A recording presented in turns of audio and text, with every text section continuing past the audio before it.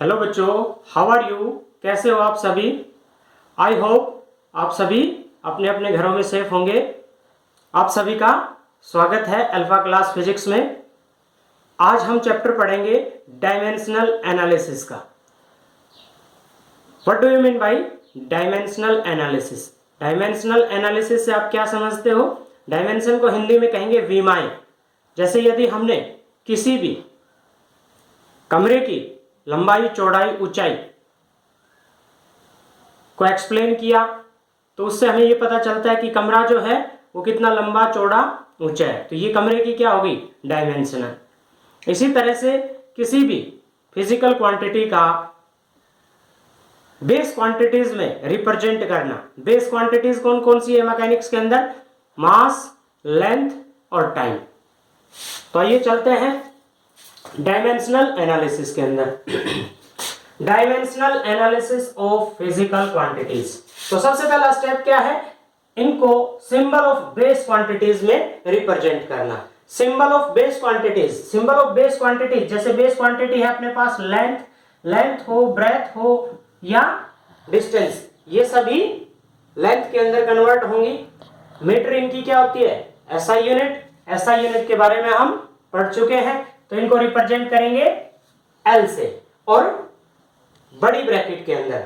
इस तरह से स्क्वायर ब्रैकेट के अंदर हम इसको बंद करेंगे। मास को, मास की यूनिट क्या होती है? केजी, किलोग्राम, और इसको कैपिटल एम लेटर से, टाइम को सेकंड से। आइए चलते हैं, एक एग्जांपल लेते हैं। जैसे अपने पास फॉर्मूला है स्पीड। स्पीड का फॉर्मूला क्या होता है? Distance upon time. स्पीड का फॉर्मूला होता है डिस्टेंस अपॉन टाइम। तो डिस्टेंस अपने पास क्या है? लेंथ, और टाइम को कैपिटल टी लेटर से डिनोट करते हैं। तो ये क्या हो गया अपने पास? L T minus 1। और यहां पे मास है नहीं तो मास को क्या रख देंगे हम? 0। तो ये क्या हो गया? Dimension formula of speed. Speed का डायमेंशन फॉर्मूला क्या हो गया? m0 l t minus 1। Okay. जैसे अभी देखते हैं अपने पास वॉल्यूम। वॉल्यूम, वॉल्यूम क्या होता है? Length multiply breath multiply height. तो तीनों क्या है अपने पास? ये distance l multiply l multiply l। तो क्या हो गया अपने पास? ये l क्यूब। ठीक है। तो यहां पे मास क्या है? 0, m0 l क्यूब t0। तो ये क्या हो गया? वॉल्यूम का डायमेंशन फॉर्मूला। ओके बच्चों, अब देखिए आगे चलते हैं किस तरह से। कुछ और एग्जांपल लेते हैं।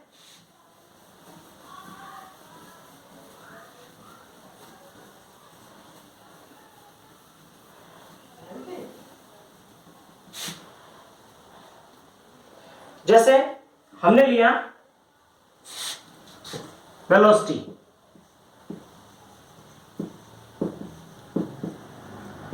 वेलोसिटी का फॉर्मूला क्या होता है? डिस्प्लेसमेंट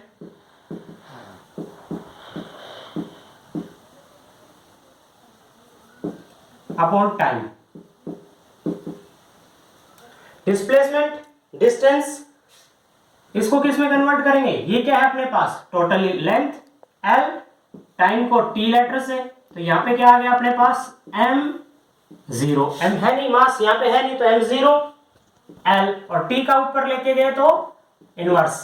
इस तरह से m0 l t minus 1। This is the dimension formula of velocity. तो आपके पास टेबल दी हुई होगी। कुछ एग्जांपल और लेते हैं उससे। देखिए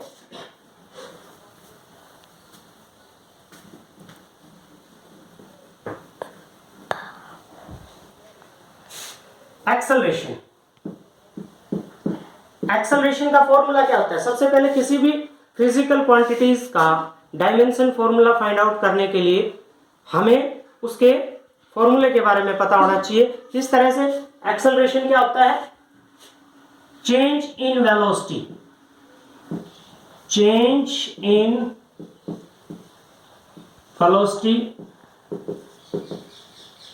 अपॉन टाइम टेकन,